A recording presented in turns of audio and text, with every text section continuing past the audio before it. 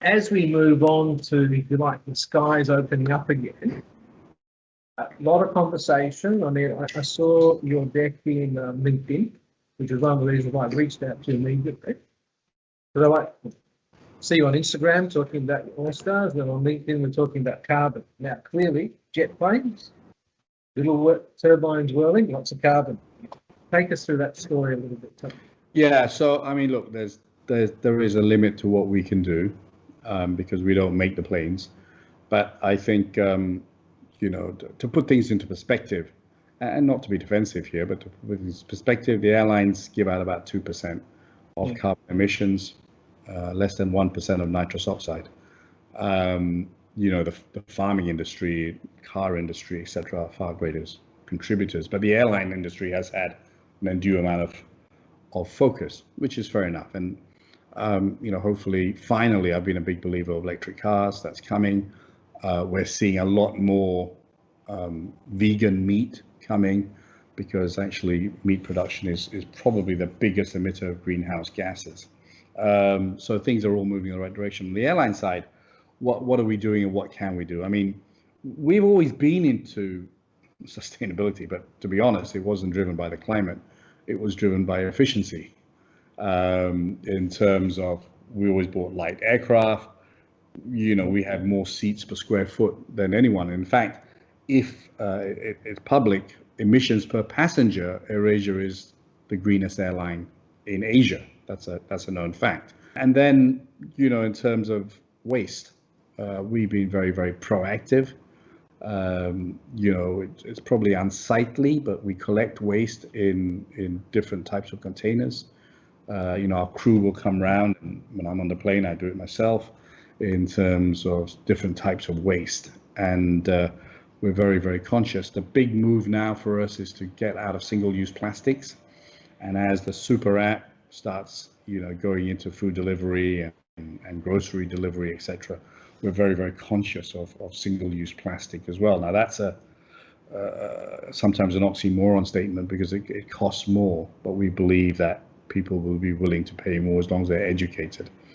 Similarly, next year when we start flying, we're going to do voluntary carbon offsets, and our aim is, to be carbon neutral like the rest of the airline industry. And IATA ICAO has been pretty good that, they're using 2019 as a base, and if you burn more, then you'll have to buy carbon offset credits.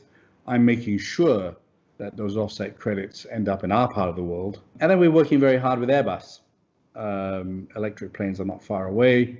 We're now in discussion with two companies which will announce soon for electric taxis. And, we are going for the full electric version.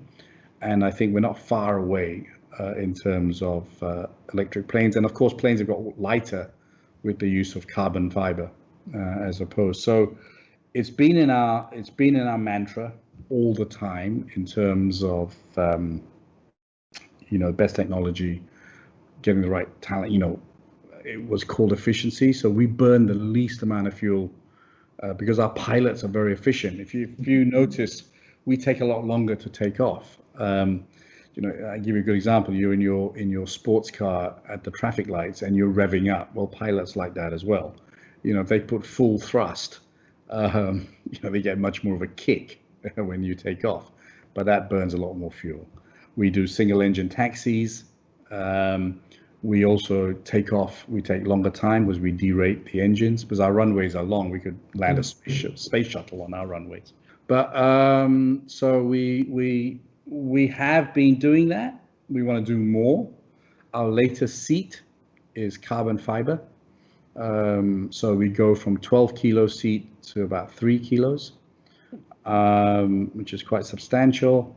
And we're also looking at lavatories that are lighter, etc. So lots and lots of things we're trying to do. Some that we can control, some we're trying to lobby as an industry to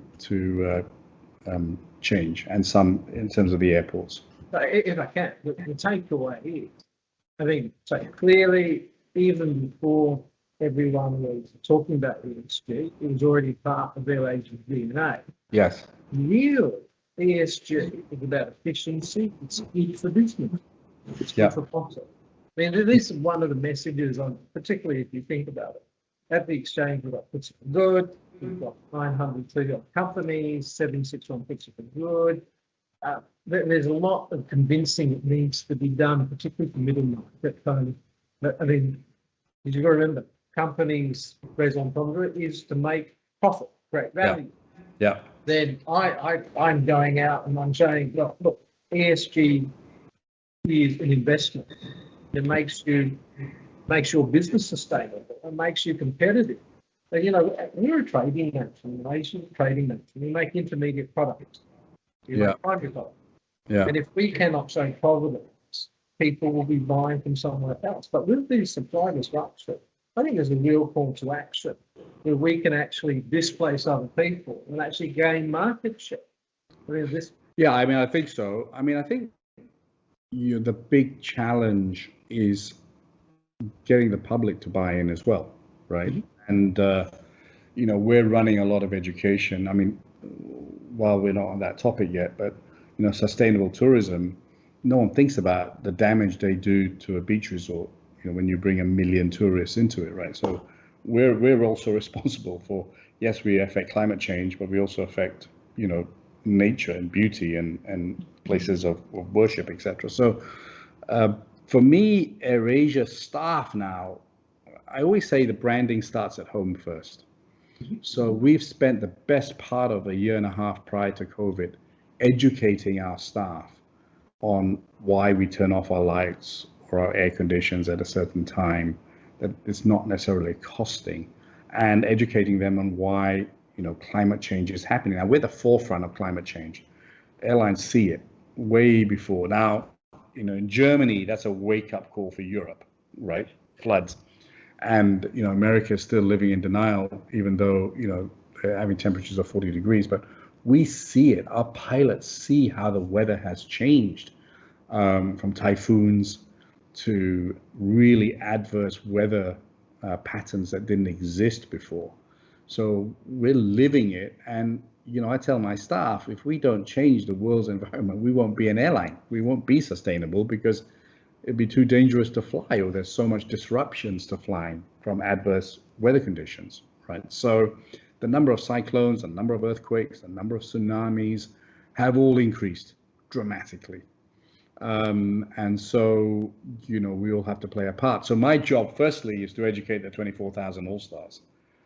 Now my job is to educate the customers who fly with us, right? I can't educate the world, but what I can control and what BURSA should encourage everyone is educate your staff first, then educate the people who buy off you. And that's the ecosystem I can control. Of course, through social media, LinkedIn, whatever, we can influence others, but really where I can really control and what is our staff and our passengers. And the third lot is our suppliers. And work practices is another thing we're trying to, there's obviously a lot of abuse of workers, and you'll see on my Instagram that I'm being very outspoken on how migrant workers are being treated. So many things to do, and ESG, what started with us as really kind of efficiency and looking after our people is really a topic that is a fascinating topic, and it's great that BURSA is bringing it up to the forefront, because there's also, apart from profits and apart from sticking a label on you to say you're great, it's the right thing to do.